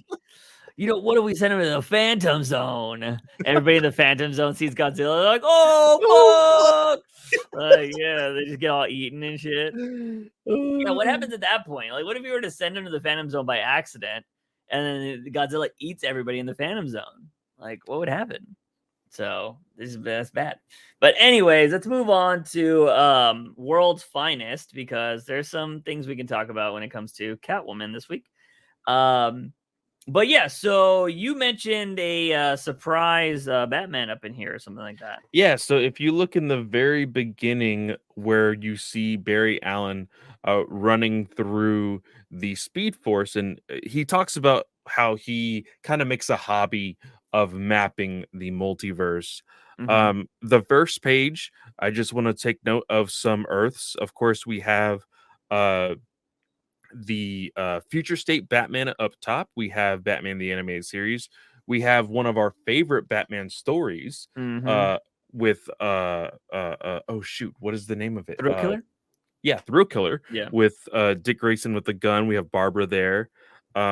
We have, I can't remember the Earth number, but it is the all female or gender bend Justice League, where Oh yeah. there's a Supergirl, there is a Batwoman, and there is a Wonder Man there as well.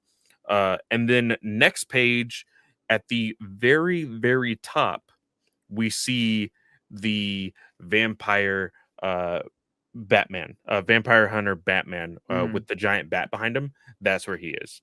So Okay, so are you thinking this is from Batman Beyond?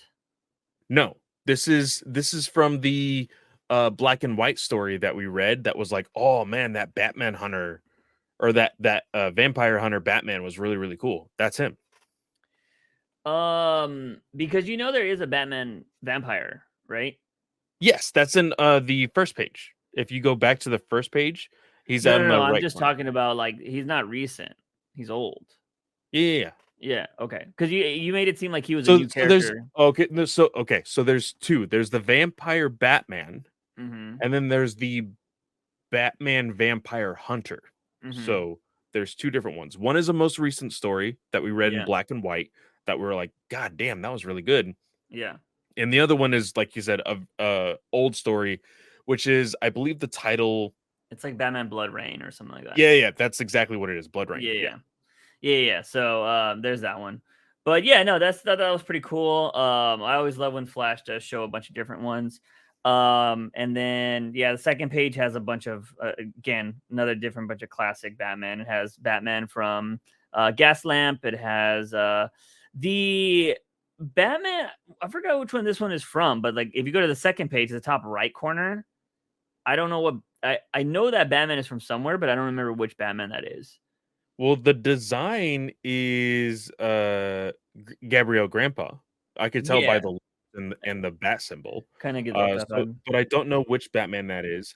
If you look right above, like you see Michael Keaton's Batman, just because of the way the cowl is, Yeah. uh, and right next to him is the Batman Green Lantern, the Emerald Knight, uh, Mhm.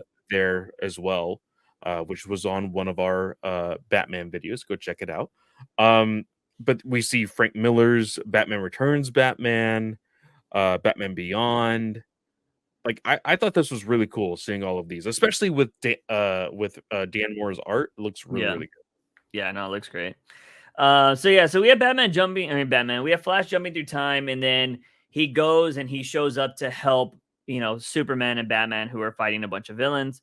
And this is when we find out that Flash is like, yo, I saw that kid, David, I think is his name. Mhm. And we remember David from when this story started. Yeah, Like what does he turn into? Or what is the villain he turns into? he turns into I forgot. is it He's a Superman villain, isn't he? yeah, So is I forgot is it not it's not mongrel, Mongol. not mongol, but Yeah, it's oh shit, hold on, I forget his name. I'll find it real quick. Yeah. But anyway, so what we remember, and they do this in the story, they show a flashback of when we lost the kid. The kid actually vibrated through time. Like his parents didn't send him to this new earth. They were building like a multiverse jumping machine or whatever. And he stole it, I believe, was the original story. And so the machine was making another jump and it took David with him. And Superman was like, I'll find you, I'll figure it out. And then we do fast forward through Superman and Batman getting on the what do they call it? The cosmic treadmill, right? Yes, it's a new type of cosmic treadmill, though. Flash even says that uh he says here uh design what is he says something. He He says, says something about this I've one. built a modified cosmic treadmill Yeah, a that's good. modified cosmic Yeah. treadmill. So instead of just going to different Earths, it says here the treadmill is really designed to carry me through time rather than dimensions. so you may experience some turbulent temporal displacement at first. Yeah. So he modified it to let other people travel through time rather than just him running through time using his speed force. Yeah. Because he does not go with them when they start running on the treadmill. Yeah. Yeah, and so they end up showing up to obviously the Kingdom Come world, and they see David right away, like an older version of him, and they're like, "Oh, there's David." And he's like, "Well, who's he looking at?" And we see old Bruce and old Superman over 3 caskets, which is of Ted's Blue Beetle, Kara, which I found this so funny that they had Kara's skeleton and she had the boob circle and it's just a Oh yeah. skeleton. It's just a skeleton's chest. And then they had Ray as well. And so they're like, why are all our friends dead? And you know, what Superman's just worried about like how did our friends die? And Batman's like, you're not looking around. And they're in just a field of dead bodies. Like it's just all these Magog. tombstones. I knew it was an M name. Mm. Magog is his name. And so they're basically on like superhero death cemetery is where they're at. Because Batman sees one tombstone that says Red Robin. Yeah. And he's all like, oh shit. He's like, what happened here? And then you know, they're kind of like, we got to figure out what's going on. Batman's like, we should probably be low key until we know what's going on. Like, you know, we Well, shouldn't just it's really weird because this is in the future where Mhm. all the heroes are dead, and then all of a sudden, because of the temporal displacement, it actually shoots them a couple years in the past. So they Yeah. got to see the future of this Earth. Now they're like a couple years in the past at this Mhm. point. Okay, I must have not picked up on that. I guess that made sense because I was like, yeah, why did he look younger? So that makes a lot of sense. So they go to the Daily Planet, and then they also go to a planet Krypton, which is this is I guess their version of Batburger, Uh-huh. and it's owned by Booster Gold, which I think is Which is funny. funny because I keep forgetting that the World's Finest comic is actually supposed to be like early in their career. And Hmm. so Batman's like, have you ever heard of a Booster Gold? And Yeah, I'm like, what the fuck are you talking about? That's Booster Gold. He's like, yeah, yeah, for some reason he's a superhero and he owns this place and he likes to flaunt the fact that he either has money and has a lot of superhero friends. And I'm yeah, like, that's exactly what Booster Gold does. Like, don't you remember? And then I'm like, oh shit, like they haven't met him yet. yeah.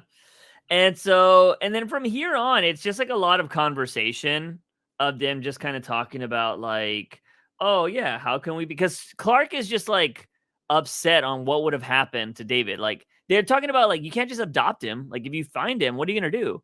Like I was able to adopt Dick Grayson because I had money and like it made sense for me. You're a guy that can barely pay his rent. You know what I mean?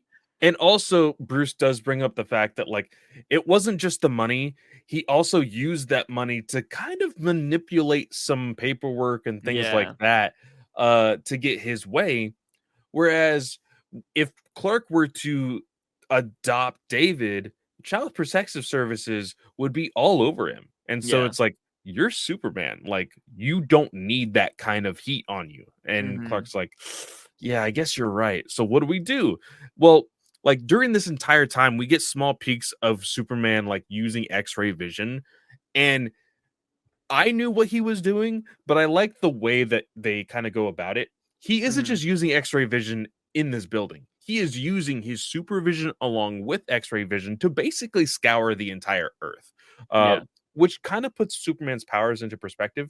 But I wish Mark Waid would, instead of just using the logic of Silver Age Superman or Golden Age Superman, is explain it to some of the readers that don't necessarily know what's going on here. Hmm. Because they start talking about this case book.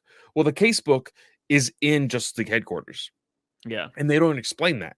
And so Superman, while he's on the other side of the world, or at least a couple states away from the Justice League headquarters, he's looking at the encyclopedias of this world, the case book, and there's no record whatsoever of a multiverse. Hmm. So they have not experienced like so just flying over to this world Superman would have been a really bad idea because Superman would have been like, what the fuck, you know?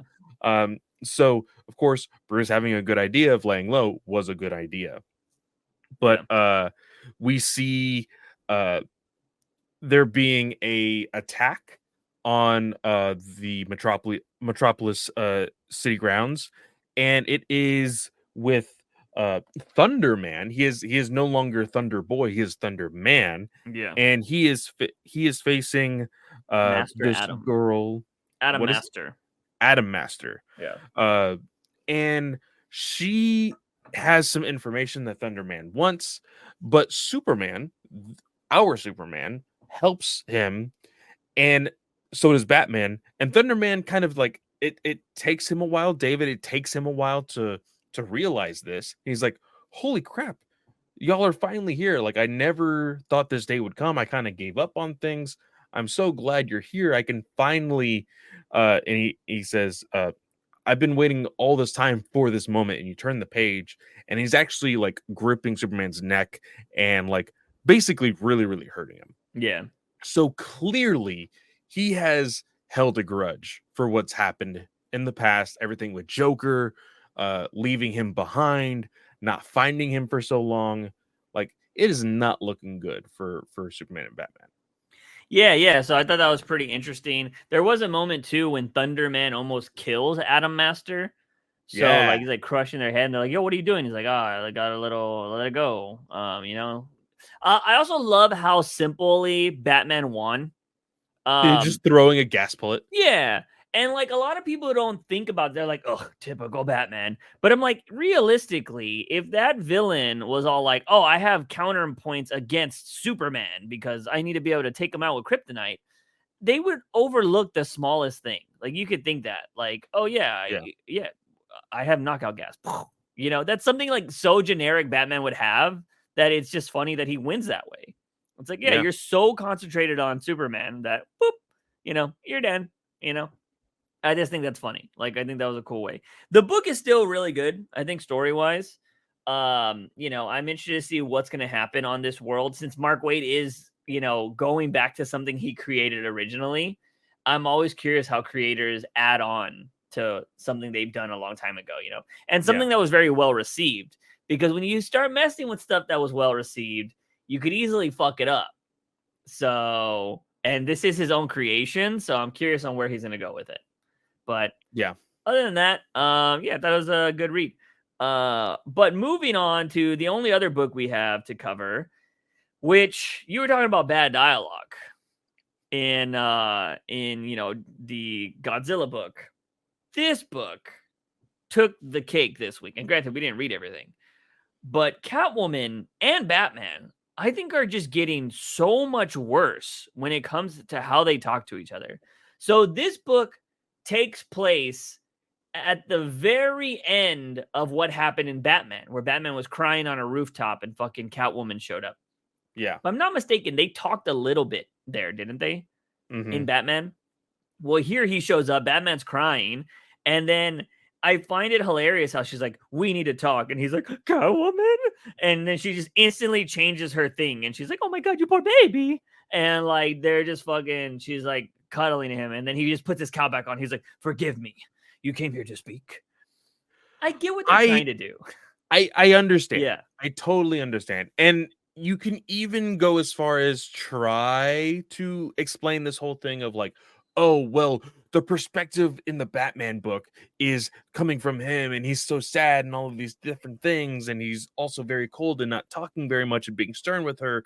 While on her side shows the more weaker side of Batman and the tender side of Catwoman. And like you could make that argument. Yeah. But what happens during this conversation is so fucking stupid. Yes. Okay? This is Batman. Batman knows Gotham. Batman is always on patrol on what is happening in Gotham. He's not going to just sit around and talk to somebody while something bad is happening. Yeah. There is 4 explosions before Batman is like, oh shit.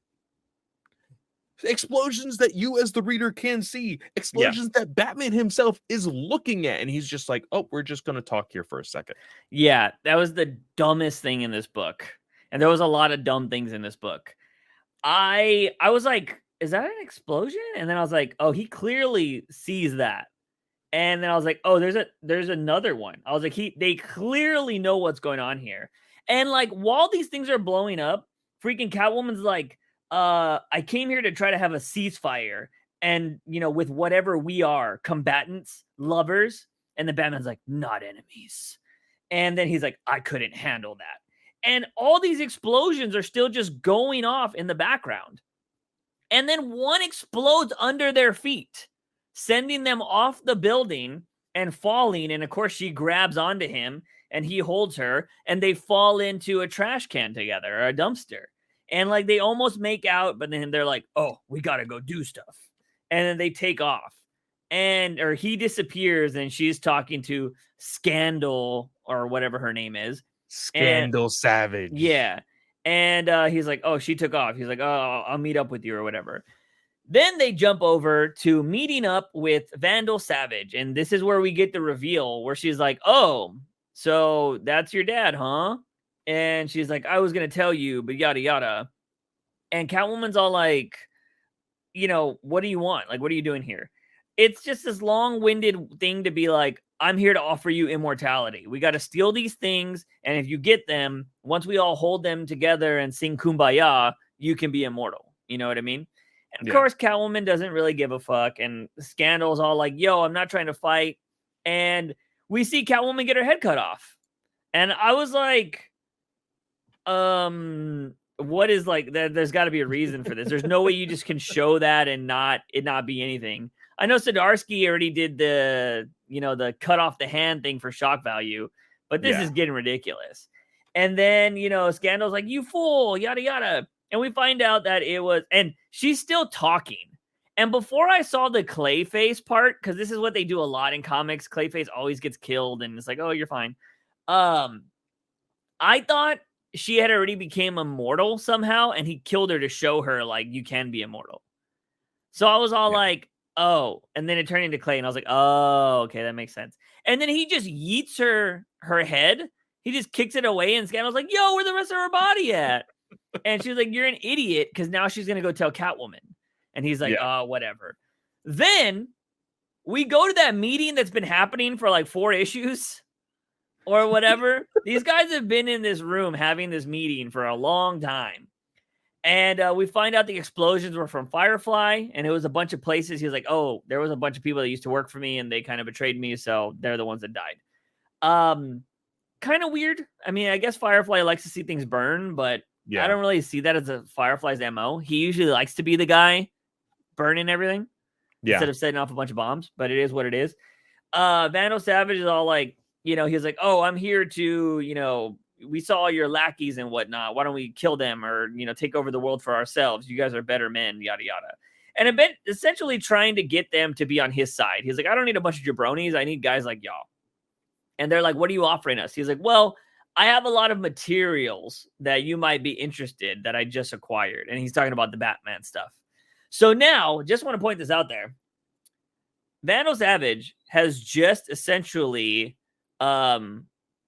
gave away Bruce Wayne's identity to everybody. Yeah. To every villain.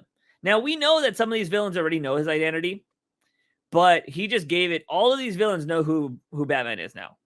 Because there's no way that they just you can't just drive to under the cave, right? Of course, Batman has a route for the Batmobile, but not everybody can just scenic route go to the Batmobile or the Batcave.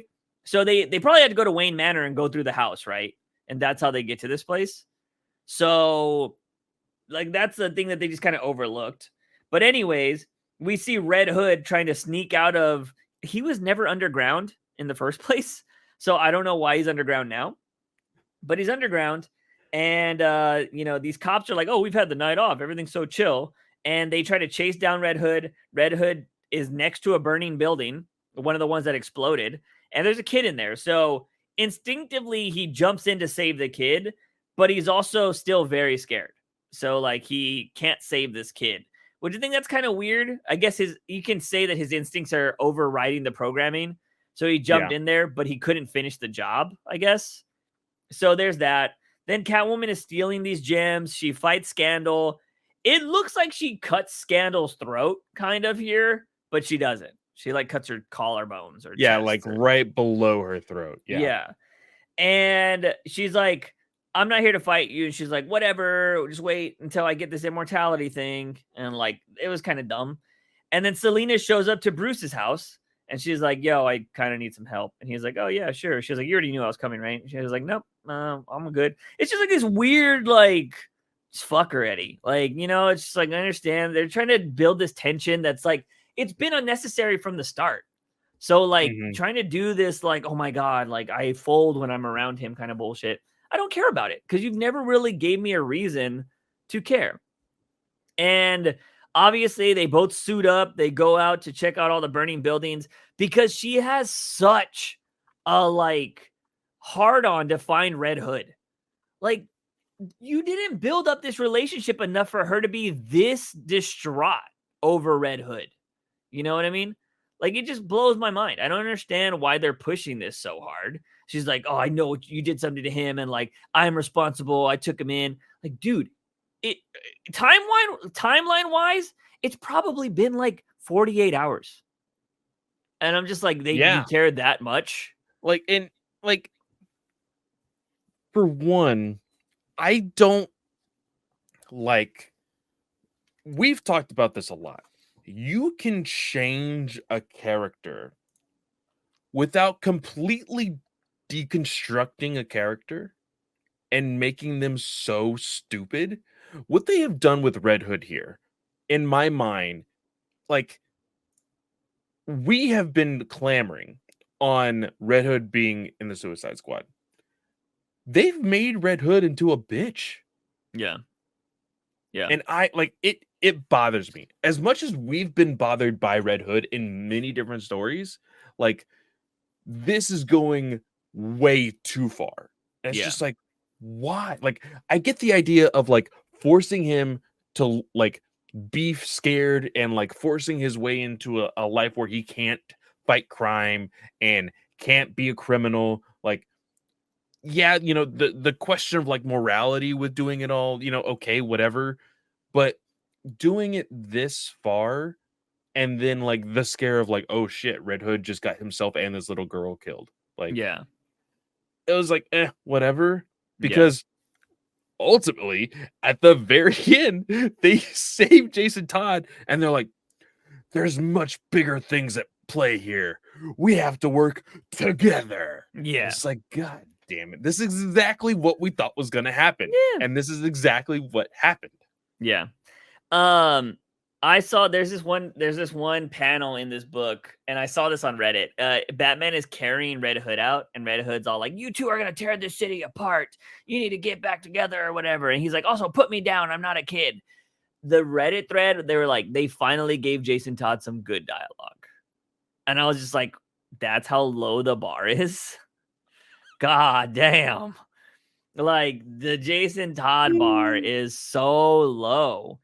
He needs to be a villain. I'm sorry. Yeah. There's just no reason for him to be a good guy anymore. He needs to be a villain. And you know what I want to see is I want to see him be a villain, and I want him not to be Batman's rival. I want him to be Dick Grayson's rival. I want him to say that, like, you're the reason that, like, I'm always compared to. If you didn't exist, I would just be a troubled kid. But no, I'm a fuck up because of you, because you're Mr. Perfect. You know what I mean? Like, I want that. And I think they fought before. I think they've definitely had that brotherly fight. But I think Nightwing needs some bigger villains as well. But I think Red Hood could be a big bad to the Bat family because he knows everything about them. He knows everything. And, like, he would be able to do so much. I do think, and which it's funny. I do think the reason they don't want to make him a Bat family member or a bad guy is because he knows too much. And they might think it might make it harder to write Batman, but it seems like every villain fucking knows who they are anyways. So, like, why does it matter? Then it just ends with all of the villains on the street, all wearing like Batman type of stuff. We have Ventriloquist wearing a Batman Adam West cowl, and he has Scarface's Robin. We have Mad Hatter with the Bat belt. We have Pig with, I'm assuming, just gloves on. I mean, that just seems what he's got. We got Black Mask with Batman armor on. Two-Face just has some, like, I guess, freeze gun type things. And the other guys, I'm assuming they just have weapons that are probably in the Bat family, Yeah. or in the cave. And so, yeah, so we have 2 more books. Apparently, it says Batman, Catwoman, Gotham War, Red Hood #2, and to be concluded in Batman, Batman, Catwoman, the Gotham War, Scorched Earth #1. This event has been trash. Shit. Yeah, it has been garbage. I don't expect either of these books to get better after. From my understanding, Catwoman is going to leave Gotham again and go do some adventures. I'm going to call it now. Would not be surprised if what's his name shows up again. The wannabe Ghostmaker. Oh yeah. Like he didn't die. Or you know what? He has a twin brother that's even more suave. Some bullshit like that. I wouldn't be surprised. And then it's just going to be like, oh, I'm going to go back to what I was doing before because I've been writing shit since. And that was shit too, but at least it was towing a line that was of intrigue. I don't know where Catwoman goes. I don't know what they're going to do. It should go in the trash and just cancel the book. But Batman is going to be fighting. Where was if you force fed me fucking Zurin Raw all this time and he's not in this book at all? What the fuck? Yeah. You telling me Zurin Raw didn't overcome crying Batman? Didn't be like, she's the enemy. Like, how are Howard and Zdarsky writing this together and it feels so discombobulated? Yeah, it's a problem, man. Like the big tease was that Zurin Raw was going to be this malicious entity that was going to force the Bat family apart. And they haven't touched with that at all. Yeah. Where's Damian? What's going on with that? Like, this is why it shouldn't cross books, man. Like, it should just be like, I don't know. These events should just be sold by themselves. They shouldn't cross between books. I understand they're trying to up the sales of other books, but this is why people complain about comics. It's hard to follow. And like they come out, like sometimes they come out at 2 different times, but it's 2 different stories, or they come out the same week, but it's 2 different stories. And it's like, oh, which one should I read first? Like, no, you should just, if you're going to do an event, 1, 2, 3, 4, 5, 6. Like, that's all it is. Like, the way you do maxi series or mini series, that's the way it should be. It shouldn't cross between books. You know what I mean? And all you have to do in your main continuity books is to be like, this takes place after or before Gotham War. That's it. That's all you got to do. Yeah. Just put a little editor note. But again, I don't know what the fuck the editors are doing at this company. You know? Nobody knows. I don't think they have them, to be honest. For the most part, yeah. I mean, it's the same old from Batman. You know, it's not great. Hasn't been good. We probably passed over some stuff that we haven't read. You know, we'll see. Maybe Nightwing was good. I mean, but he's on a pirate boat right now. Oh, I remember the other book that we're going to talk about. Wonder Woman 2 is supposedly out this week. I think it comes out next week. Oh, it does come out next week? I think so. Okay. I think so. I didn't see it. So at least I didn't see it on the solicits unless I just didn't read all of them. Because they do mix everything in there. So maybe I missed it. But I think it comes out next week.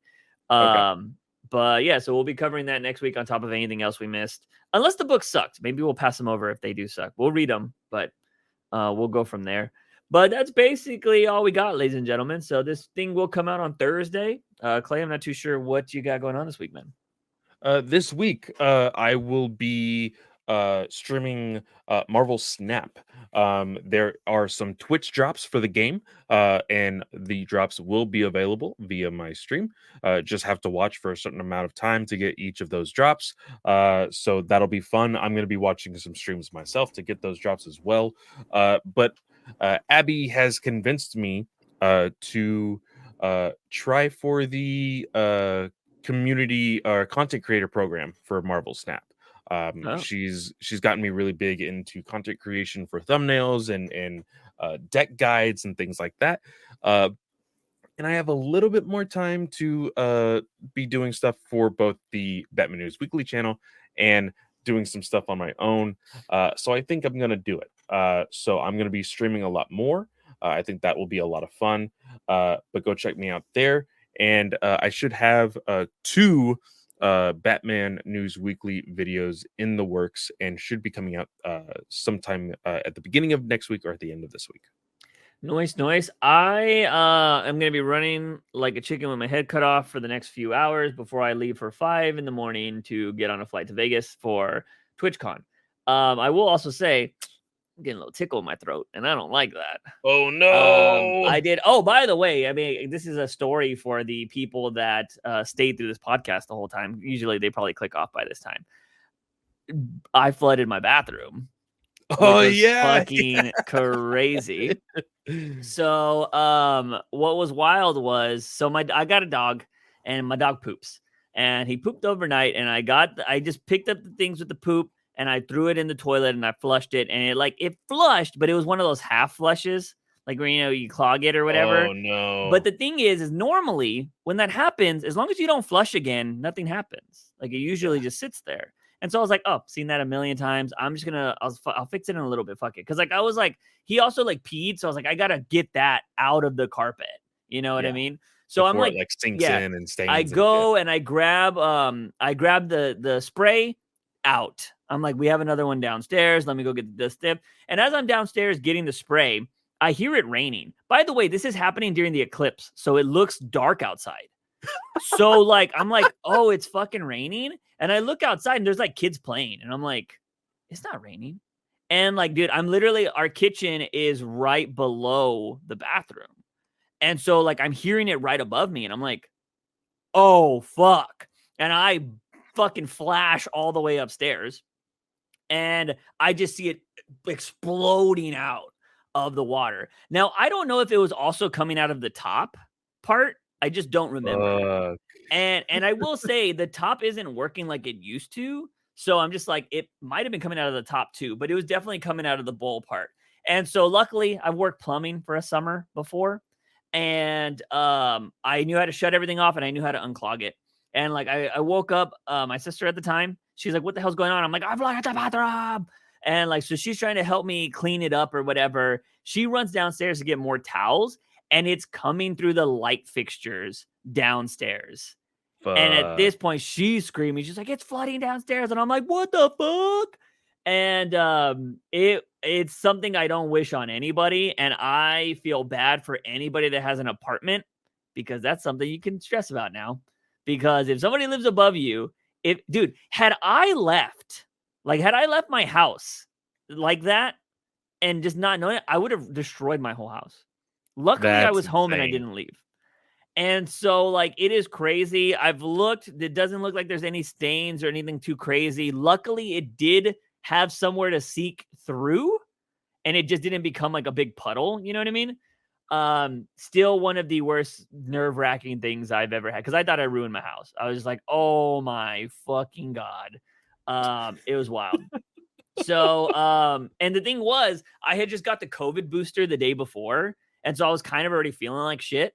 And then that happened, and I didn't really feel like shit after that because I was just so in panic mode. But anyways, there's a story for anybody that stayed to the very end of this podcast. But yeah, so I will be getting ready to go to TwitchCon. So if you're at TwitchCon, you might see me around. Tell me what's up.